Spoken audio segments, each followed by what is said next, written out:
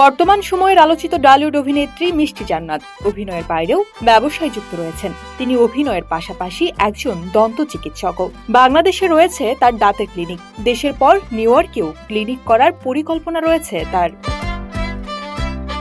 সম্প্রতি সাংবাদিকদের মুখোমুখি হয়েছিলেন অভিনেত্রী। সেখানে উঠে আসে তার আসন্ন কাজ ও ব্যবসায়িক ব্যস্ততা নিয়ে নানা আলোচনা। তবে নায়িকা জানালেন এবার নতুন ব্যবসা শুরু করতে যাচ্ছেন তিনি, আর সেটি উটের দুধের ব্যবসা। এবার তিনি বাংলাদেশিদের উটের দুধ খাওয়াবেন বলে জানান। মিষ্টি জান্নাত বলেন, আমি উটের দুধের চা খাই। এই দুধের ব্যবসা বাংলাদেশে শুরু করতে যাচ্ছি, খুব শীঘ্রই লঞ্চ করব। কেন উটের দুধের ব্যবসা শুরু করতে চান তার ব্যাখ্যাও দিয়েছেন অভিনেত্রী। তিনি বলেন, আমি যেখানেই যাই সেখানেই সবাই জিজ্ঞেস করেন উটের দুধের চা কেমন লাগে।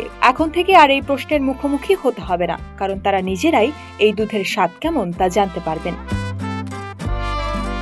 সংযুক্ত আরব আমিরাত থেকে উটের দুধ আমদানি করার প্রসঙ্গে মিষ্টি জান্নাত বলেন, উটের দুধ দুবাই থেকে বাংলাদেশে আমদানি করব। এই দুধ যাতে সবাই খেতে পারেন এজন্য 200 মিলিমিটার গ্রামের প্যাকেটও করা হবে।